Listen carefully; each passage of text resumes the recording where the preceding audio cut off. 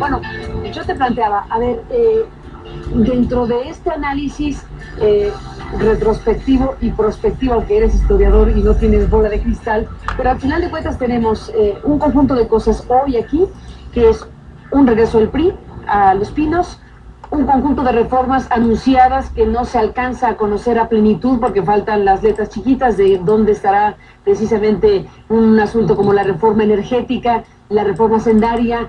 Acabamos de ver promulgar una reforma educativa que cuenta con una franca animadversión de una parte del magisterio que, bueno, pues se ha manifestado, como sabemos, en estos días. En fin, todo esto junto. Y 120 días que ya están en curso, anunciados por el presidente Peña Nieto. ¿Hacia dónde? No dejo de sorprenderme de la audacia del presidente, porque cualquiera que tenga un cierto sentido de la historia sabe que unas estructuras heredadas de siglos van a ser demolidas y se crearán otras en 120 días. Bueno, no, pero supongo que es el discurso en donde formalmente van a pasar sus reformas, porque tiene la capacidad de hacerlo, ya que el Congreso, con el PRI, el PAN y las cositas chiquitas de partidos que también están allí, las van a pasar. Pero de allí a que México cambie, hay un abismo, y no sería la primera vez. Fíjate, pongamos por caso, esa primera gran reforma que fue en 1812, cuando en las Cortes de Cádiz se dice, ahora todos son ciudadanos, ya no es esto República de Indios ni República de Españoles, sino que como todos en España ya somos ciudadanos. 1812, y todavía no somos todos los mexicanos ciudadanos, y ya llevamos 200 años. Lorenzo, perdón que te interrumpa, de una en particular por todo lo que involucra la reforma energética, 120 días o los días que tome, etcétera, si efectivamente se da lo mismo que se dio con la reforma educativa, que cuenta con una expresión de divergencia muy fuerte, pero se aprobó en un congreso como el que tenemos. Al final de cuentas tienes la oposición en la calle, pero la reforma promulgada. Si sucede algo similar, ahí van de por medio, desde luego, ejes fundamentales de un proyecto de nación que está montado en buena medida en el dominio del Estado mexicano sobre su principal riqueza. Esa sí sería muy distinta, de la educativa y de la fiscal y de todo, porque en estas donde hemos puesto en la vista hasta ahora, los actores principales son nacionales, y sí es posible modificar, echar atrás algunas cosas, porque el gobierno, el Estado mexicano, puede tener capacidad de enfrentarse a esos actores, y esos actores tienen capacidad de enfrentarse al Estado mexicano. Algunos de los actores mexicanos tienen capacidad de humillar al Estado mexicano. Pongamos los narcotraficantes. Esos han tenido una capacidad fantástica y no los han podido eliminar. Pero en la reforma energética entrarían actores de una dimensión que es desconocida a partir de 1938 en México. Antes estaban aquí. Cuando estaba el Águila y la Huasteca Petroleum Company, ya eran actores de talla internacional. Ahora imaginemos lo que es British Petroleum, lo que es ExxonMobil, lo que son todas estas gigantes. Una vez que les abra la puerta esta reforma, me da la impresión de unos actores chiquitos abriendo con una llavecita una puerta más o menos normal, y una vez que esté abierta, entra alguien que ni siquiera va a caber por la puerta.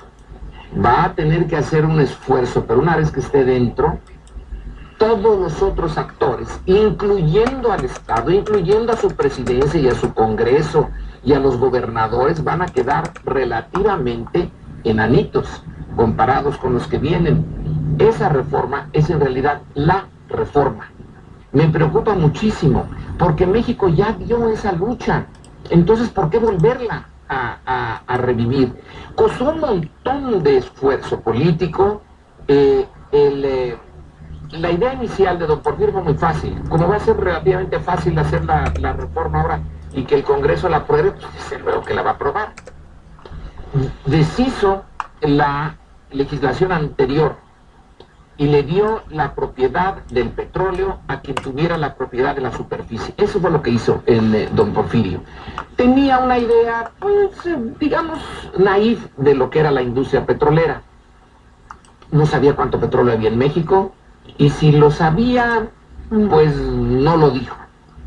Su objetivo, claro que es un objetivo muy legítimo, conseguir combustible barato para los ferrocarriles de México, que era la joya de su corona. La modernidad de México en fines del siglo XIX, principios del siglo XX, estaba en sus ferrocarriles. Eran las venas que habían unido por primera vez en nuestra historia a México y lo habían hecho realmente ya una nación. Una vez que entraron estos, le llevó desde la Revolución Mexicana y su energía, la energía que generó con Madero, hasta el general Cárdenas, recuperar lo que don Porfirio dio con igual un plumazo. El Congreso porfiriano no es el de ahora, pero tampoco es muy distinto. Aceptó entonces don Porfirio ahora el pacto. Una vez que el pacto da órdenes, pues los otros lo siguen, ¿no?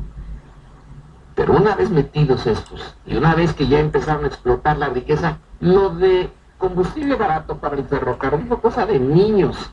Eso era ya una cosa chiquitita. Sí, hubo ese combustible, pero un recurso natural, no renovable, estratégico, se mandó al resto del mundo.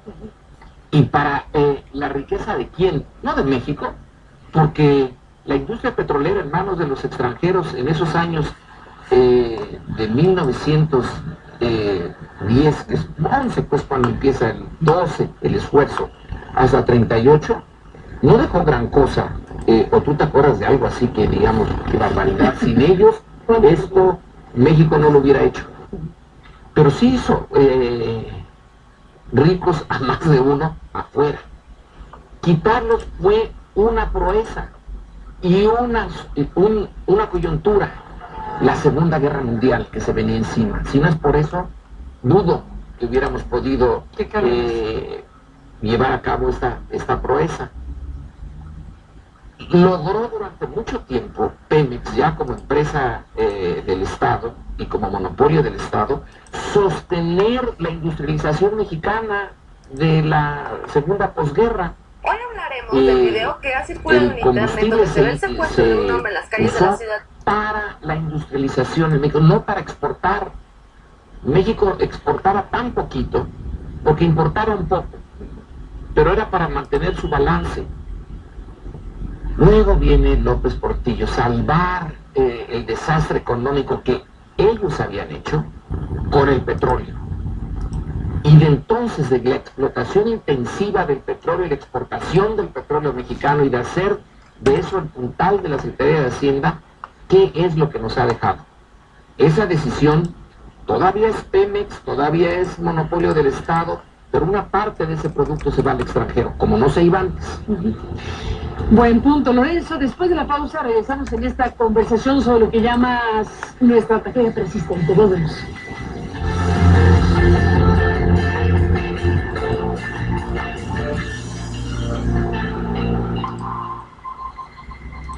Bueno, pues para revisarse desde luego, Lorenzo Meyer, este libro, Nuestra tragedia persistente. Para cerrar, has hecho un análisis sobre el escenario de una reforma energética en México y todo lo que se juega en ello. ¿Qué tipo de afectaciones a la llamada democracia formal, que es parte del centro de tu análisis, puede tener precisamente cuando suceda lo que puede suceder, que es que se abra la puerta a las grandes transnacionales petroleras y de energía hacia nuestro país? Carmen, yo nada más te puedo responder con la historia desde que empieza la industria petrolera allá en Estados Unidos, en Pensilvania, la segunda mitad del siglo XIX, sobre todo con Rockefeller, hasta nuestros días. ¿Cuántos libros se pueden escribir de la manera como estas empresas se han convertido en poderes fácticos? Nosotros tenemos ya una buena experiencia en poderes fácticos, pero nacionales. Después de todo, los más grandes poderes fácticos aquí, tú lo vives casi diario en el noticiero, en el análisis, son en buena medida los grandes obstáculos a la democracia mexicana, y son actores mexicanos. Imagínate cuando llegue uno de estos de nuevo y entonces pueda poner sus recursos, que son dinero, básicamente dinero, y desde Estados Unidos, desde el escándalo del Teapot Dome, por ejemplo, donde se compraron gobiernos, se compraron los recursos necesarios para que una empresa petrolera se hiciera de lo que no era suyo. En Irán, pues no cambiaron el gobierno, simplemente lo quitaron, pusieron al Shah. Irán hoy día, que es un problema para Estados Unidos y en cierta medida para la comunidad internacional, está como problema por los petroleros, que interfirieron a fondo con esa estructura política para hacerla suya, sin importar las consecuencias de largo plazo. ¿Y cuántos escándalos petroleros tenemos? Enron, como una de las empresas productoras de energía que en California entró en la estructura gubernamental, política, y francamente le tomó el pelo a todos. Estos actores están ahí para ganar y hacer su entorno seguro. Esa es una de las características de cualquier gran actor político, de cualquier poder fáctico, sus recursos para asegurarse la tranquilidad del entorno. En el caso mexicano, el entorno principal es el gubernamental. ¿Tú crees que con una estructura tan corrupta como la mexicana y unos actores petroleros tan dados a sacar provecho de esas debilidades de una estructura institucional que tiene las características de la nuestra, no la usen? Entonces, si tenemos ya problemas, nuestra democracia tiene problemas con nuestros actores, nuestros nacionales, con los poderes fácticos que tenemos ahora. Esto va a ser, pero a lo grande. Ahí dejamos, Lorenzo, tu análisis sobre el tema respecto a lo que podría ocurrir y los impactos que pueda causar esto que está en camino y de que evidentemente puede suceder una reforma energética con esas características. Bueno, pues veremos en el camino qué pasa con el Congreso, qué tipo de debate se da, si se da. ¿No? Debería darse un debate nacional. Bueno, en la reforma educativa el debate no se dio, se pasó. Ese es uno de los grandes temas. Lorenzo Meyer, gracias por estar aquí para conversar sobre nuestra tragedia persistente, la democracia autoritaria en México, que está circulando. Gracias, Lorenzo. Gracias a ti, Carmen. Y gracias a usted que nos permitió acompañarles. Hasta la próxima.